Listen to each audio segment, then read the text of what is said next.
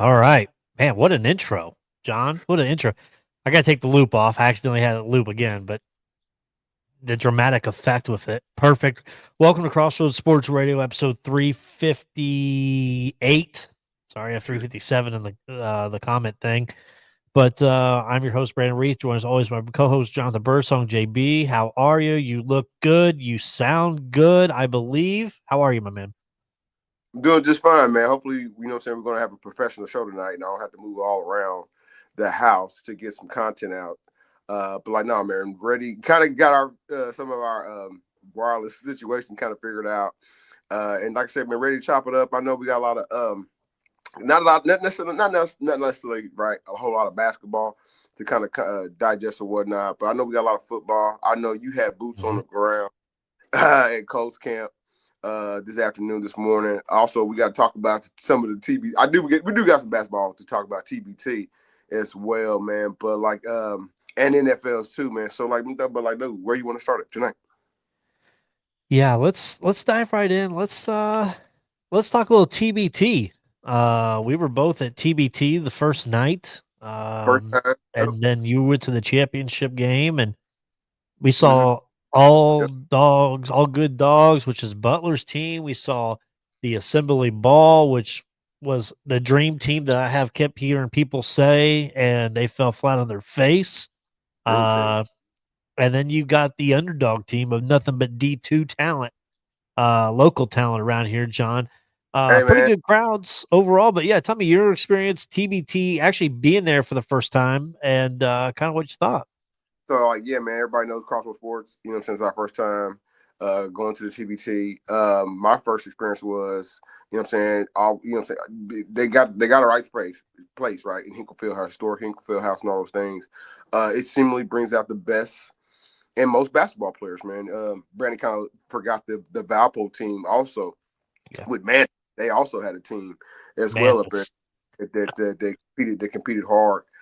So this is not necessarily. I would say, man, I don't want to dip down on it, man, because there was real crowds there. Lance Stevenson and his entourage was there, and I was like, dude, how's Lance here and there? Because Lance also plays Big Three basketball, man. So it was a big. I mean, of course, crowds can be bigger, whatnot, but like as far as the competitive on the court, you're not necessarily get. You didn't. I won't necessarily say we got the best version of Shelvin Mack, right? sure. I can't say that we've seen the best version of Shelvin Mack. That's not necessarily calling him out. There's some other guys kind of past their primes. Don't He's a necessarily little have older. He's a little bigger. that. But there were some guys. The Reginald, the kid from Fail Harder, two guys from Fail Harder. Jordan, what was his last name? Webster. Yep. He had the tip. You know what I'm saying? He had the tip. Jordan Walker, I believe. Walker. I said Webster. I said Webster. There's an Ingram. There's a Walker. I There's mean, a that's our Webster. client's nephew, I believe. So Yeah, Jordan Walker and the other kid, Reginald. I don't want to mess up his last name, baby, but the kid that attended Martin University. No, Marion. Yeah, Marion. big dude. Yeah, yeah, Yeah. yeah. So Talk there's the some guys. talker. Yes, there's some guys out here that knows that a lot of TV are out here. Crossroads Sports was out there. Brandon Reed, John Burson, boots on the ground. And evidently, man, maybe some of the Pacers scouts or some NBA scouts were out there as well, man, because like guys were putting up incredible shots and playing incredible kind of games. I've seen crazy Euros. And like I said, that kid, the Reginald kid, I cannot remember his last name right now. I know his last name. I just want to jack it up. But again, he looked like prime Miles Turner. You know what I'm saying? He's the Oh, guy, and some of these guys have spent some times in G League teams, and some of these guys have spent time in Euro leagues and whatnot. The championship games with Phil Harder, Elam Rules. Yesterday they played against the Ohio State team. Some Carmen's again, crew. yeah, Carmen School. I don't want to again. Some of the guys are way past their prime, man. You know what I'm saying? But again, you still got competitive basketball every night. So. Elam Rules, I like the Elam Rules, Brandon. I think Yeah, more. I think more All Star teams in NBA. They did. I think they did it 1 year, right, or 2 years. they did. You know what I'm saying? They might. That's something that they might want to kind of go back and revisit, man, because excited. Even though a team is up, you know what I'm saying. So like yesterday, Phil Harder was up against the Ohio State team and was up tremendously, right? But And then they said with the target score was 68. Phil Harder had 61 points. So you just thinking automatic's going to be no problem. They just going to score like $3. Man, no, they came. The Ohio State team came back and made it real interesting. You hit a couple threes. You know what I'm saying? And they really made it interesting. So, like, man, I like the Elam. I don't know the betting odds on all that. You know what I'm saying? That's something Brandon Reef can kind of chime in. But like, nah, man, TBT. If it comes to your town, I know. I think Phil Harder. They're three. It's this. You know what I'm saying? This is a tournament, so it's continuing to go. So you know, to turn on your TVs, the Fox One on Yeah. YouTube, right? They're going to Wichita, and like you know, what I'm saying those teams out there are tough, y'all. So their story ain't done. So, but like, nah, man. Kentucky lost on a heartbreaker from Archie Goodwin missing a free throw, and they came down and bought the three on him. Yep. So some teams, some of the quote unquote better teams are kind of out the way, man. So Talk about the Hoosiers. Your thoughts on it was Al Durham trying to turn back the clock? Man, Brandon Reef, hey, y'all, check that commentary that we shared. Me and Brandon Reef had a great idea about sharing some commentary, like kind of like what me and Brandon Reef kind of do anyway. When we attend games or whatnot, TBT kind of blessed us to get permission. You know what I'm saying? To do some commentary over the game or whatnot. But like, no, yeah, Al Durham kind of turned back. Like Brandon Reef said, this is the best. This is the best he's ever played in the state of Indiana. Something to that accord, right? Or the best, you know, Tom Crean never got this best out of Al Durham his 4 years in Indiana. So, it was good, and it's also good to catch up with the homie in real time, AJ Guyton, as he was an assistant coach on the sideline as well. Man, it just wasn't IU's night at all. Everybody out. No Yogi, no Blackman, no Watford, no Miller Kopp. And then like the team from here from City, they just, you know what I'm saying, took it upon themselves to kind of show you that the best team will advance, and that's kind of what transpired. So tip my hat to them. I'll be watching. Shelvin Mack ate Shelvin Mack, it looked like, out there. So, but no, TBT was good. Where somebody come out there with him, man. Somebody hit some threes. Oh yeah, see, Decot's even saying JB sounding good, so the thumbs up for JB. I think you may have figured it out. Hopefully, no, TBT was fun. It was good to go out there, check it out. A lot of fun. Let's stay on kind of what this past weekend. WNBA All-Star Game, All-Star Weekend was here. The Stud Buds, Stud Central downtown in Indianapolis. The game was shit. I'll be the first to say it. The game was horrific. No defense whatsoever. They had their shirts on to pay us. My concern is any company, if you're losing money as a company, you ain't gonna pay your employees more. Right. I'm sorry. Right. And so like, man, let's talk kind of the nuts and bolts of this, man. So I am for player empowerment and all that. Yep. And when it comes to the W, it's still somewhat of a learning experience for me. Like when you mentioned Stud Buds, like I automatically snicker. And then, but like, because that's part of the culture that they have that's unique for the W, right? That they have. Like your girlfriend could be the coach. Your girlfriend on the team could be, you know what I'm saying, the player that you Studs couldn't get any of the bars downtown, man. Bouncers were keeping them out. Again, that's not necessarily the focus, right? It's not. But that kind of comes with, you know what I'm saying, this territory. I'm with the ladies get every, you know what I'm saying, as much max dollars as they can get. I think they get I think ultimately before we, you know, so because I know we're going to talk about more of this back and forth, you know what I'm saying, as the summer kind of progresses. I think they get a raise, but to see a significant number to where it's comparable to the NBA.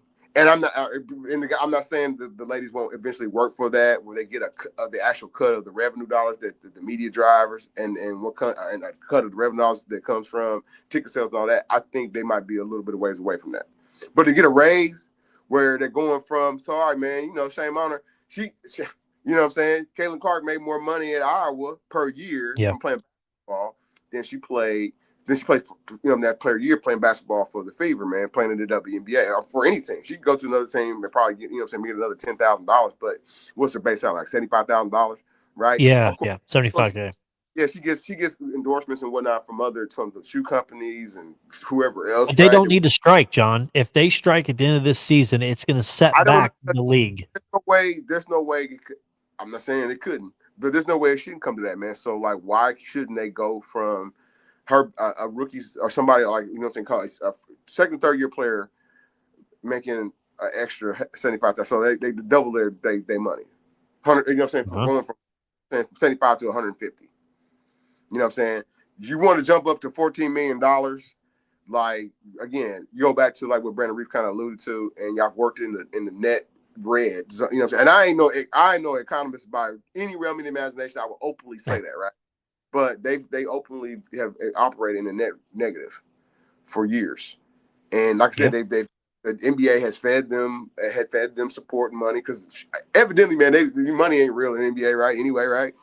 But like, no, it's gonna come. But like, I don't think they necessarily come to strike, man. People are consumed now with basketball and the fascination of women's basketball and all of things kind of come with it. So I think they figured it out. They get a raise, but not necessarily no jump. I didn't think in the post game Kelsey Plum really needed to call out Caitlin Clark. I think that was kind of a ricochet shot. I don't know. I don't like it when the sisters, you know, they white sisters too, man. I don't like it when the sisters be catty with one another, man. Right? They don't like the sisters. They don't like. I mean, it's one thing. I get it. Hey, Angel Reeves. I'm not saying this black white thing that is racial, but you know what I'm talking about. Kelsey Plum has no respect at all. It's almost like jealousy. It's almost like a tinge of jealousy when she talks about Caitlin Clark just a little bit. Yeah, I used to like her. I think she's just annoying as hell now. I think she's annoying as can be. That's why they got her up out of there. Chewing on that fucking popcorn and then trying to it was cool at first, and then now she's just opening her mouth saying stupid shit. But no, over the weekend, I mean, you got the Stud Buds going live stream, which was one of the top live streams I believe Instagram had all weekend. They were going everywhere. You saw Dejana Carrington and her getting into it out there on the street corner of Meridian Street. And then you see over by the other club, and then you got Caitlin Clark drunk, and then you got all these other people drunk. Yeah, too. IBE, all this culture, Indiana Black episode. Was down here. A lot of culture, you know what I'm saying? Clashing. Great weekend for the city. But great weekend for the city, man. No big criminal activity. Nobody got shot. Just the one guy trying to sell alcohol out of his car. That was the only thing I saw that happened over the weekend. Went, hey, can't fault him for trying. They're gonna work out something, but you can't go on strike. You go on strike, you're gonna kill any momentum your league has had so far, and you definitely can't have that. I'm gonna go NBA, but first I want to play a clip, man, because you sent something to me before the show, but I thought I texted a video to you earlier today, which was the same thing, which it didn't. So it's crazy that our minds are thinking alike here. So, but this was man, old boy Jeff Teague, local Pike product. Pike product here. So let's just have a quick listen to old Jeffrey here. Which Bron was better? Miami Heat Bron. I'm going this Cavs Bron because this Cavs Bron had a 3. Man, y'all crazy. Miami Heat Bron was he was on steroids, bro. He had to sit out. He was on steroids for real. like legit was on steroids, bro. Allegedly, but like he had to sit out. Y'all remember when they told him like there goes the Clutch Sports allegations? Y'all remember that though? No. When they was like he got everybody. They started testing for HGH, and they was like, yo. And he had to sit out. Like he said his back was hurt, and he sat out for like 3 weeks, and he came back skinny. This is just I was in the league. I remember. So, thoughts on Jeff Teague? Just kind of man, I playing his thing. He come out and since said that he was just joking or something like that. I don't know, man. I'm getting different. You know what I'm saying? I just tapped into it a little bit. And like episode, we need to get Lewis Hogan on to figure this out. Yeah, we need Lewis Hogan. You know what I'm saying? The neighbor. You know what I'm saying? That cares. But like, no, man. The episode, I find it quite interesting. That the episode prior to this, I do watch that show. You know what I'm saying? Jeff Teague is a Hoosier guy. Aren't they based out of here? They're based. Like I said, he does his podcast here. You know what I'm saying? Yeah, I thought so. But like, nah, man. You telling me that they told LeBron that he was gonna get a Dave Bautista test. You know what I'm saying? If you know, prior to, that's what you telling me? I don't know. There's some possibility that could happen, but steroids and human growth hormones don't necessarily has always been scientifically, and through the years. Not saying like nobody would try, but they don't necessarily kind of go together. You don't necessarily want to get bigger on a basketball court. You want to get not how steroids would get you bigger, if that makes sense. Right. You know what I'm saying? Me and Brandon, we can go down a wormhole of WWE and what steroids do to you and how that looks, or what steroids do to you on a football field. But I just don't know how steroids or HGH can. And I'm answering it, without being, without jumping down, Teague's head. Again, he does probably know a whole lot of things. Hear a whole lot of rumors. And rumors are sometimes based in fact and fiction. But I trust that they are also based in fact. But to kind of come out there, and say this, like, man, you kind of come out, you sound like a hater, Jeff. And like the episode prior to this, you said you was a hater of LeBron James. So that's why you hard fouled him when you was with the Atlanta Hawks, man. I don't understand, man. I don't understand him, man. You better help him. Everybody knows I'm pro King. They know this. That don't mean I hate. That don't mean I don't see the faults and like some of the. I'll be like, LeBron, why the decision? I get it. Why did you do this? Why did you say this? Yes, I get that, but like come out like, dude, like go on here. Like, did he take one of your girls? I don't know. Did he like what happened? Like behind like you breaking bro code. You breaking bro code, man. I thought the basketball thing was like a thing of ours or the thing of ours, man. You know what I'm saying? I thought he's still hurt. He's not getting the introduction when he goes back to the Pacer games. So man, that's why he's all pissed off. That's a couple notes and news and notes from the NBA kind of over last week. Dame Lillard signed his deal going back to Portland, 3-year deal, going back home to finish his career. CP3 going back to the Clippers. That's his award. To return play with them. John, the average Clipper age without two-way player contracts is 33 years old. They know something better than me and you, though.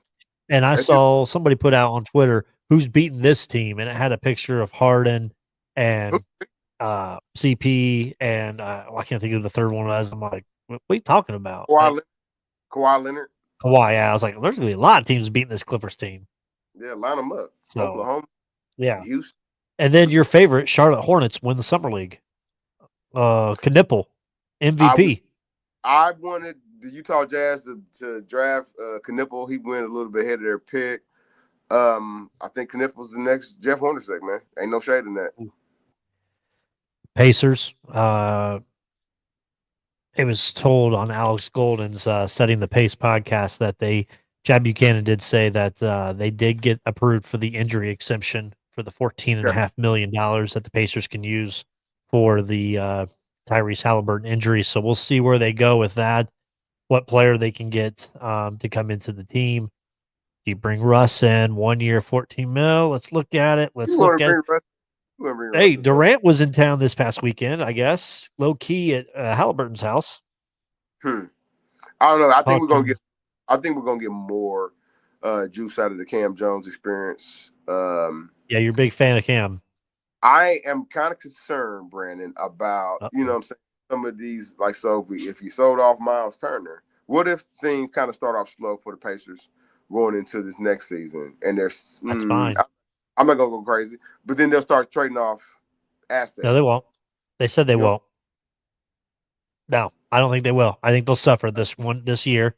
You have a great draft pick next year. Then you have 30. I think honestly, we're looking at a 34 to 36 win team. Because Katz is already, you know what I'm saying, you know how people kind of do. They don't need him, Aaron Nesmith, or they don't need TJ. We're keeping them together. Keeping them together now. Okay. And we're going to just suck this year, take our draft pick wherever it's at. We can get a good guy, take your 35, 36, 37 wins. And but there's no expectations as well. Pacers fans, the team's decent, but I mean, they're going to struggle. I kind of would say the expectations to get back to the playoffs. I'll take a 10 seed. But if we suck, I want us to suck. I mean, I don't want us to sit there and hang. I don't believe in tanking, man. And I understand you know. You have a 50. You have a former All-Star. You have a budding wannabe all-star in Ben Matherin, and like I said, a former all-star in Beckham. That shouldn't you back into 40 games? I said 40. Shouldn't you just back into 40 games? Back in. But you can't beat the likes of Orlando and Charlotte and Atlanta, Chicago, these Toronto. No, Chicago got their own issues. You mentioned Toronto; they should be on the come up this year. Orlando's going to be good. Atlanta's going to be good. I still say Detroit's going to be good. You can't back into these wins. Man, some of these teams got question marks too, man. Is the homie going to fit? Is he going to find fit and place in Detroit? Yeah, he'd be all right. No, I'm talking about he's played for Purdue. Yeah, Ivy, he'd be all right. Well, he can come down 69. You want them to trade? We got a spot for him. Again, people are calling. They're calling for him, Jaden Ivey. He's coming off an injury too, so I don't know. Yeah, I don't think there's other places we want to see anything like that. But yeah, we already got 3 players coming off injuries. Back into 40 games, Brandon. That's okay. I want to go. I want to go college football. That's right. That's good. Open it up. I know we got our pick'em coming up here in the next couple of weeks with Tanner. I'm getting excited for that. It's gonna be always a wild pick'em season. Brandon Reeve, listen, he was so hateful, y'all, towards the Candy Stripers. I already know where he's going. He wants to rip on Kurt Segnet. He was so hateful to the Candy Stripers when he saw these grown men. Look. Well, he doesn't wear candy stripes, but I think Kurt Segnetti kind of forgot what the hell he came to, where he came from. He was an FCS himself, but this was Signetti the other day at Media Day taking a shot at the SEC in defense of the canceled series versus Virginia, where they took out the 2 games. Sig said, "Yeah, we figured we'd adopt the SEC scheduling philosophy." You don't think that pissed off all SEC Nation and Pella Feinbaum? Let me play the clip. It's 1:40. Enjoy. Here's the bottom line. Okay, we picked up an extra home game, and we play 9 conference games. You know, the 2 best conferences in college football, any football guy that's objective will tell you, is the Big Ten and the SEC. All right? 12 of the 16 SEC teams play 3 G5 or an FCS game. 12 of those teams play 36 games, 29 G5 games, and 7 FCS games, and 1 less conference game. All right? So we figure we'd just adopt SEC scheduling philosophy. Some people don't like it. I'm more focused in on those 9 conference games. You know, not only do we want to play 9 conference games, okay, and have the 4-4 championship, the playoff format, okay, we want to have play-in games. Oh, Lord. Decide who plays in those playoffs. Mm-hmm. You know, championship weekend, just play 3 versus 6 and 4. Anyways, but then here's Signetti, future schedules. We brought up Alabama, Georgia, South Carolina, Texas, Georgia, who all they play, their opponents, and then Indiana. Sig, the math ain't mathing completely. I understand what you're saying, but the math doesn't math. You look weak by this route. So Sig's not 100% right. Look at this. I mean, Bama's got Arizona, Notre Dame, Ohio State. They're playing these teams. Georgia, Ohio State, Louisville, Clemson. Right. South Carolina, Clemson, the U, North Carolina. What are you talking about, Sig? And it just, I heard that and I was saying, what in the hell? And then it didn't stop there before I let you give me your statement, because I got you. I'm going to say your statement. Rhett Lashley. I don't know if you knew who Rhett Lashley is, John. He's the head coach of SMU, who's now in the ACC. He took a shot yesterday as well at the SEC and said the SEC has had 6 same schools win the title since 1964. Not a single one of them has been different since 1964. That's a That's a top heavy conference. That's not depth. Oh, he said that? He said that. He'll never be the coach of Texas. He will never be the coach. He will never be the coach of Texas. I don't think he wants to be. who's like Brandon? You already, you know what I'm saying? What Kirk? I want to go back what Signetti said. What he says, Yeah. you know what I'm saying? Big Ten, SEC football. Those are the two best brands of college football. There is a fear, you know what I'm saying, that those two big brands are going to somehow, they're not going to rip away from NCAA anytime, you know what I'm saying, anytime in the foreseeable future, right? I would say the next 5 years. But they are on two different mindsets. The Big Ten still wants to expand, believe it or not, and they have expanded, and they expanded east to west, and kind of really, man, the SEC is kind of remained its roots in the South, man. You know what I mean? And I get it does as Southern Athletic. You know what I mean? They know that's where their base kind of lies, man. Signetti is trying to mass Brandon the fact that you played a lot of chump teams, right? But you don't have a whole lot of Power 4 teams, and that is how you jump. Me personally, that's how you think from when it comes to like playoff time and with the voters or even how many Power 4 teams, not mid majors. No disrespect to the mid majors, man, because like we all know there's always one of those mid majors, Appalachian State or help me out, not Cincinnati's not a mid major anymore. You know what I'm saying? Even shout out to the Ball Staters. They'll sting you some every now and then, but you want to waltz into Colorado and beat Colorado. You want to waltz into Arizona, you know what I'm saying, and beat Arizona. You know what I'm saying, back to back, and then say, oh, by the way, yeah, we are a 2-loss, because the Big Ten is a 2-loss conference. The SEC is a 2-loss. Your team could withstand out of their 8 games or 9 games, how many they decide on, right? You could lose 2 games and still make the playoffs. But if that's what we're saying, how many Power 4 teams did you beat? Not mid-majors. How many of those have 2 losses as well, and then you stack schedule to schedule? That affects you too. 100%. That affects you too. That affects you too. But like that's what he's trying to mask. He's got a lot of mid-majors on his schedule, and on the old system, Brandon, that's not bad. BCS, that's not bad. Okay, man, we went to them, beat this top 3 team from this conference. We went here and beat, or we played them. They came in, whatever, however you home and home, whatever. But that's then. Now, you know what I'm saying, we gonna have to a little bit. He might just be doing as a program building though too, Brandon. I'm gonna give him that out. But like, man, going further, you might be sitting outside, even with, you know what I'm saying, if you do run, you know what I'm saying, in your conference, if you don't have, you know what I'm saying, those Power 4 wins, you know what I'm saying, that's what it's gonna come to. Yeah. I understand what Sig was talking about, but still, it doesn't help you if you got 2 losses and another team's got 2 losses, but they've played their 2 losses, and the rest of their wins are against power hungry, power heavy. They're going to put them in over the IU, and you've set yourself up now for the next 5 years of this. It'd be one thing if it was 1 year, 2 year, but you're doing it for the next. And the NCAA, the committee, is going to remember this and be like, "You see what you're doing." Well, IU has to show that they weren't fluke from last year. Yep. They have to show that, and even if that means you go this year and you're sitting outside the playoff by 1 game, you still want to be in the conversation of always being in the top 25.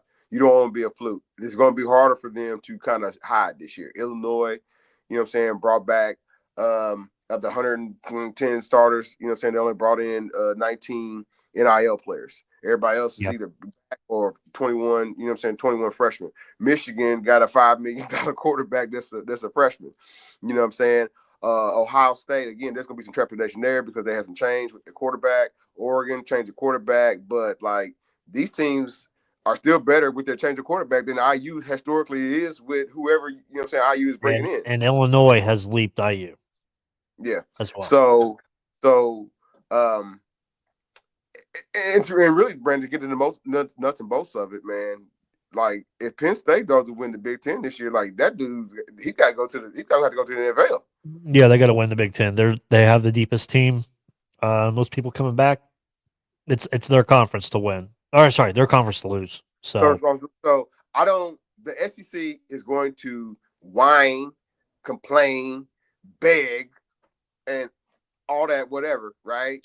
To get to get 6-7 teams, and they will because they have to get 6-7 teams into the conference, man. You know what I mean? So like the Big Ten is going to be a dog fight just to get 4, and that's what they want. They want to get 4 teams in. We do have some breaking news. Who got? Basketball related, college basketball related. Chris Haynes, on Twitter, has broken that USC's prize recruit Elijah Arenas has suffered a tear of the meniscus, putting him in jeopardy, missing the entire college basketball season for USC. Tough. Ain't this the kid that accident and all that? Is this the kid that what? The Arenas son that had the accident. He was involved in the fatal. Yeah. He was. Man, yeah, I believe crazy. So. Man, and now he's tore his meniscus. Yeah, that's unfortunate, man.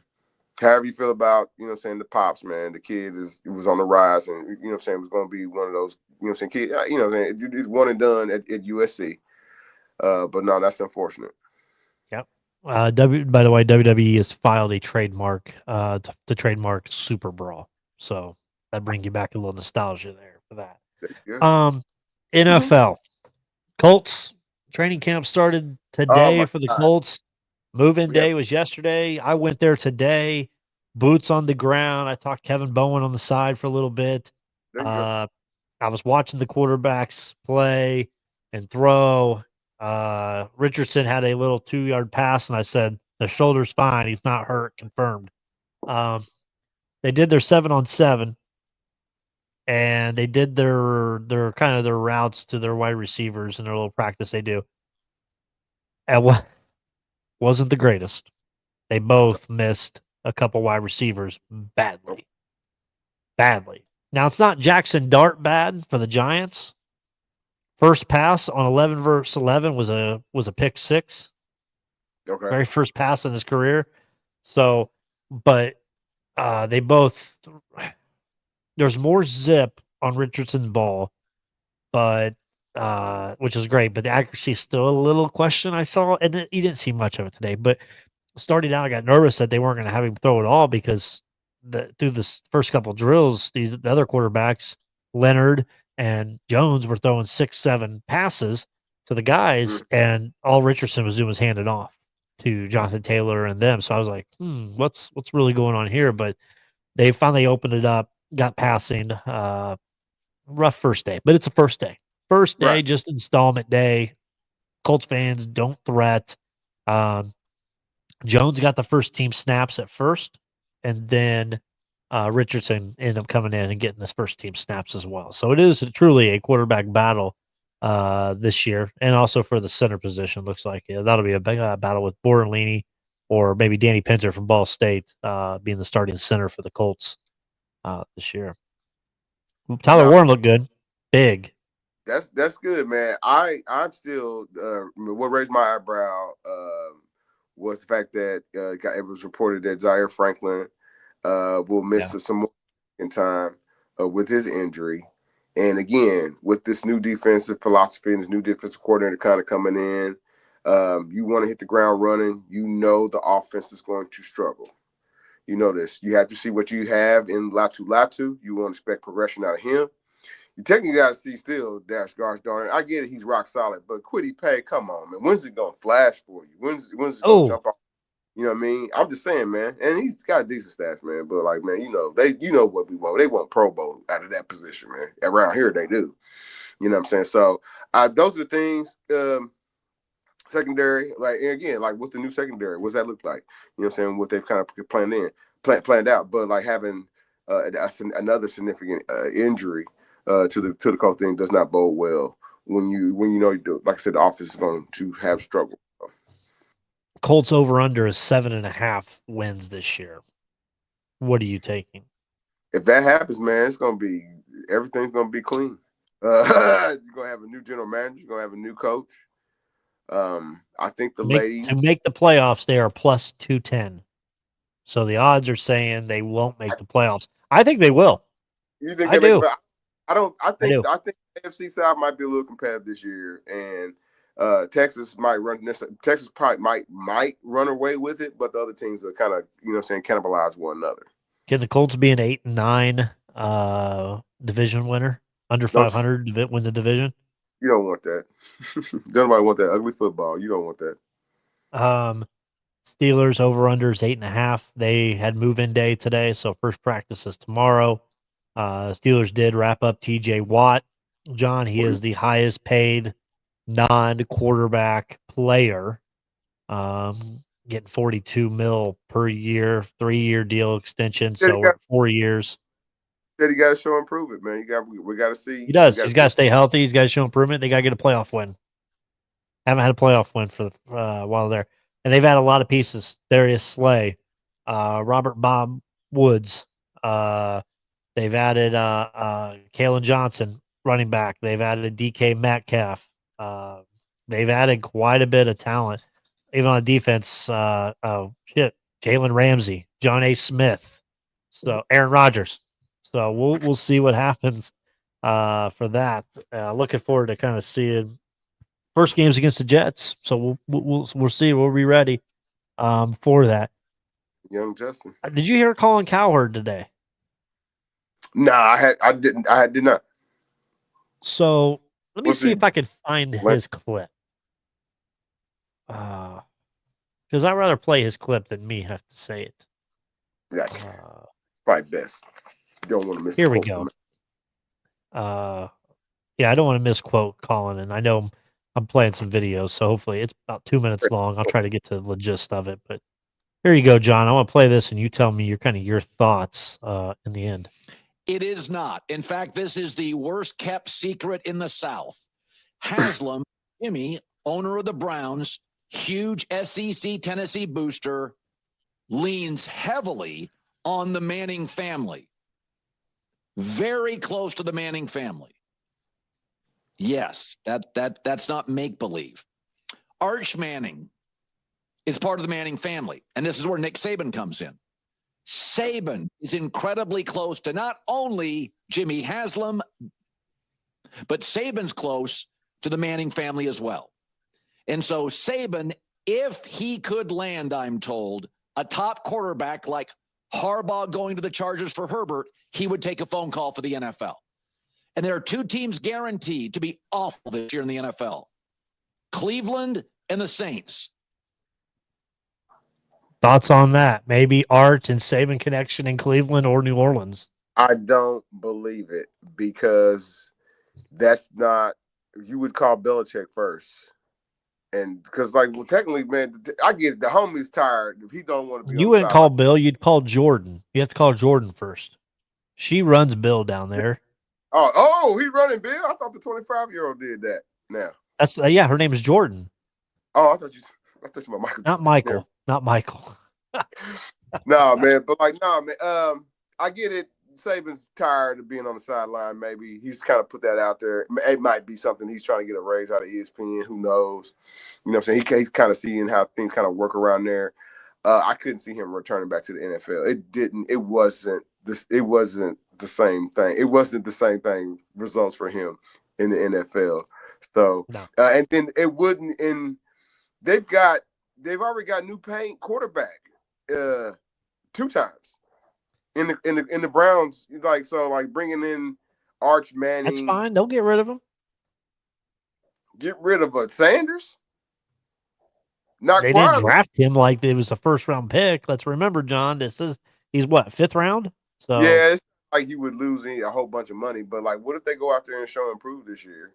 You gonna say, oh, pull back the reins, we want to tank because we want to get Arch Manning and Nick Saban?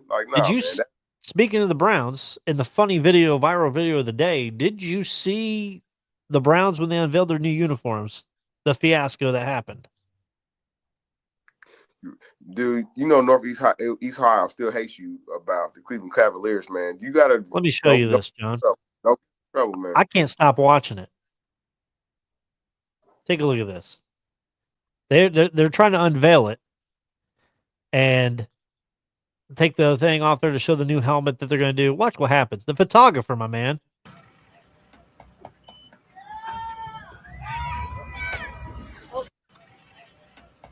He did it on purpose, dude. Whoop! Falls right into the lake.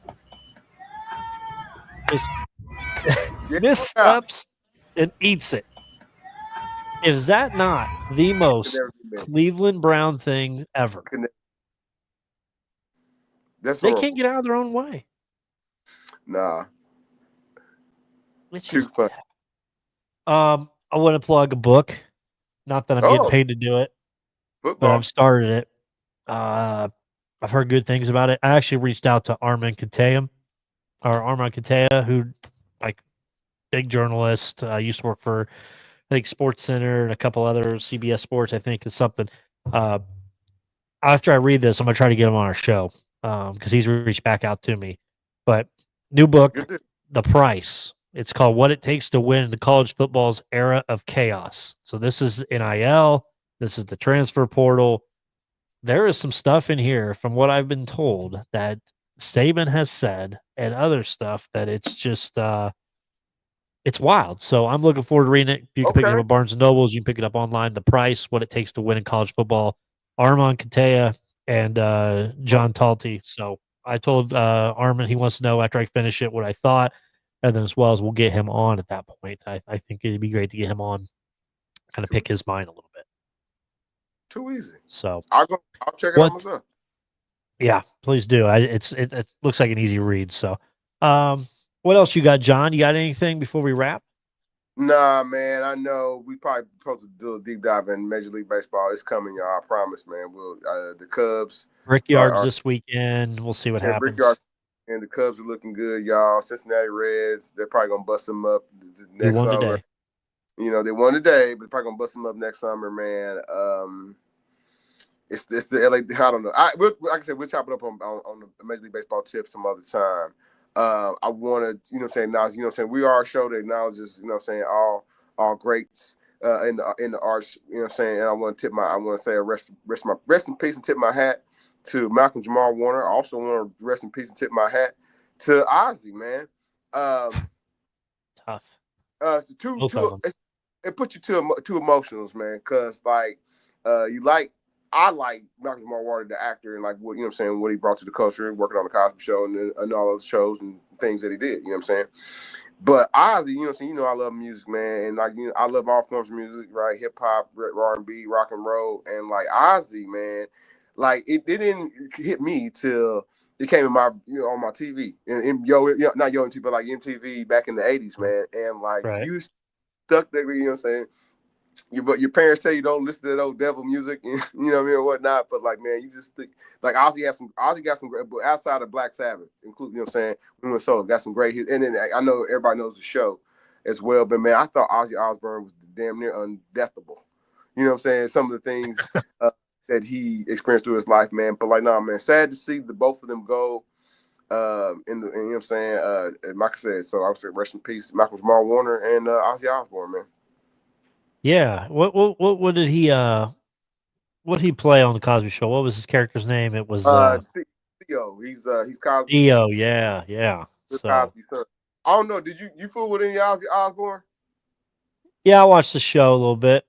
And I know his music, Crazy Train, Iron Man, you know, everybody knows Iron Man, those key songs and stuff. But I used to watch the show back in the day. You should. Yeah. Jack Phillips, I'm telling you, this ain't fucking going on. Yeah, I couldn't understand a word he said. Oh, it was perfect. So, yeah, tough to see. SummerSlam coming up in a couple of weeks. That card is starting to fill out, which looks pretty good for WWE. Looking good. I do hate the fact I did see today that ESPN is reportedly nearing a deal to acquire the NFL Network and NFL Red Zone. That is going to kill Red Zone. ESPN buys shit and then ruins it. They do. And they're going to kill Red Zone. 8 hours commercial-free football. Guess what? We're going to have effing commercials every 3 minutes. Does that mean Eisen's going to come back? If Eisen comes back, Rich Eisen comes back, Stephen A. might have to get his act together, because then you're going to have somebody else that's just got as much juice or knowledge about how things work. And that, you know what I mean? I respect. I'm mad at Rich Eisen, you know what I'm saying, is over there on the NFL Network all by himself. I thought he was gold. It's looking like trash because, like today, Get Up this morning. What was the key topic? What was their key? What would a successful season look like for Caleb Williams? That was their A spot today. Okay, Like, I was surprised. Ronnie, I was shocked. I know, right? Exactly. All right. Well, I think that's all we've got for this week. John, I'm impressed. The video, the audio, well done, my man. Claps all around for you. People were worried. Sounds like some would say maybe the Bills paid. I don't know. We'll see. But it was great. Hey, your boy Pascal Siakam's going to drive the pace car for the Brickyard. Yeah, like I said, Brandon, like, you know what I'm saying, once they put the keys in your hands to start driving them pace cars, you know what I'm saying, Halliburton drove the Indy 500 car. What was that, 2 seasons ago? Yeah, 2 years ago. Yeah. Siakam's going to be driving the Brickyard, you know what I'm saying, 400. Like, dude, man, we're going back into 40 wins this year. Pacers. Maybe. Anything can happen, right? Perfect dunk champion. Dunk champion. We got Trump wanting to bring the Redskins back and the Indians. So we'll see. I don't think that's going to happen, but we shall see. CTE. So, all right, John. John the Birdsong, Brandon Reeve. Conversation always continues on Facebook, continues on Twitter. We'll be there. We'll see you guys again next week. Have a good rest of your week. Stay safe. Thanks for watching.